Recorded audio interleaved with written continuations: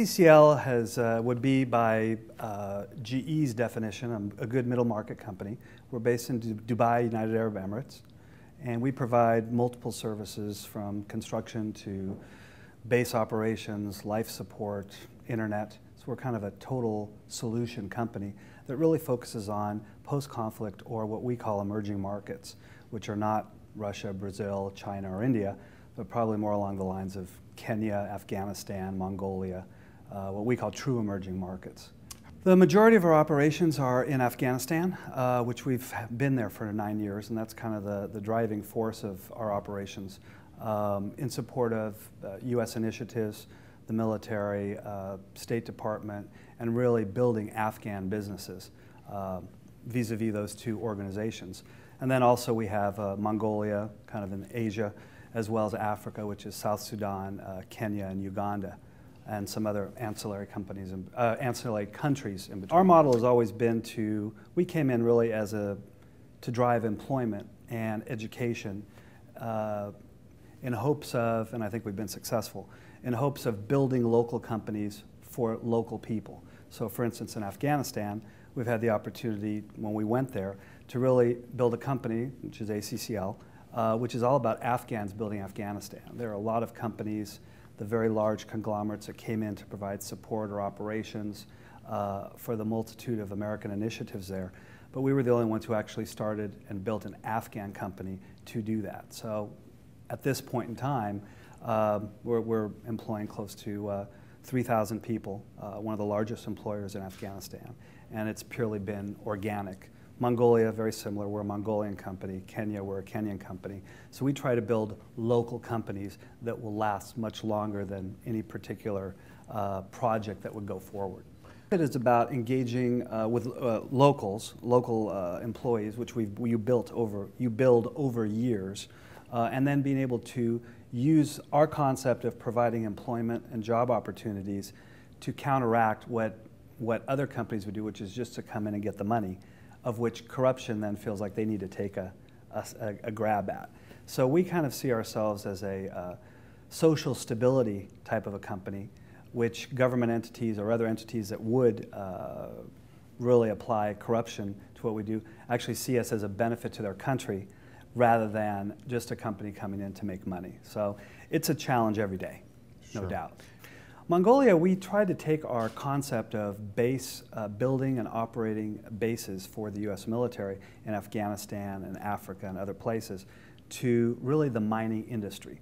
And the mining industry is a huge opportunity in Mongolia. So basically building base operations and building mining camp operations are very similar. So we're trying to transition from either U.S. government or UN type work into the commercial market with mining companies in Mongolia by building a Mongolian company to deliver services like building bases, feeding people, providing satellite internet service, towards their growth.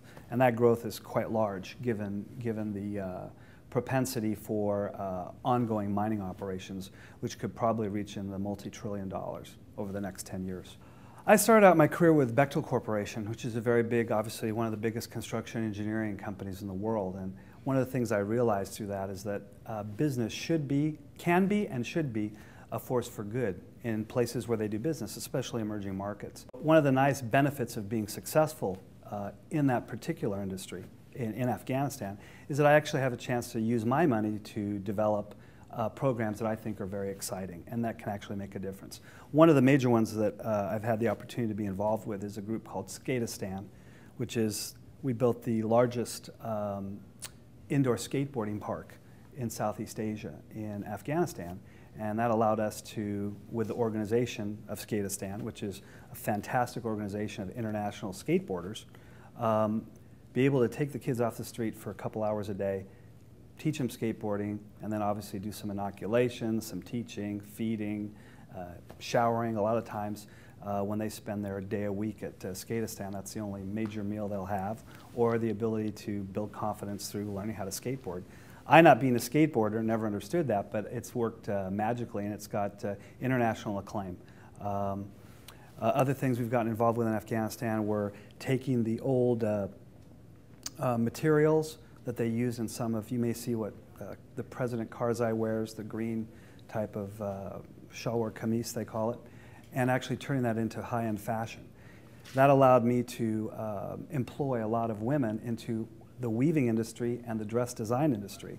And it provided jobs, and it also allowed them to pull their culture, bring out some of their old culture into markets, and they're being sold on runways from New York to Paris and Brussels.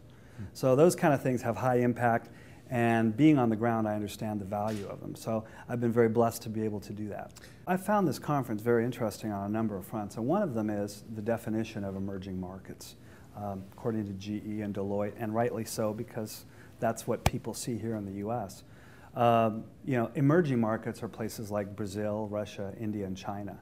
In fact, they're really what someone at the table with me coined, where they are emerged markets. The emerging markets are places like Uganda, Kenya, Afghanistan, Mongolia, Yemen, where middle market companies here actually have a disproportionate advantage to do good things, but also to build their businesses, because all these other emerging markets that we prior talked about really have a huge amount of competition for a very small, finite amount of product or services. Taking the risk, some people call it the leading edge or the bleeding edge, depending if you're successful or not, has a huge, well, at least a very high risk-reward ratio. And so I would say for middle markets, it's take the road less traveled. And although that is very risky and scary, I mean, I'm probably living proof that if you are willing to find the right people to work with, or go there and try and do the right thing, things actually work out, and they work out for a much longer period of time.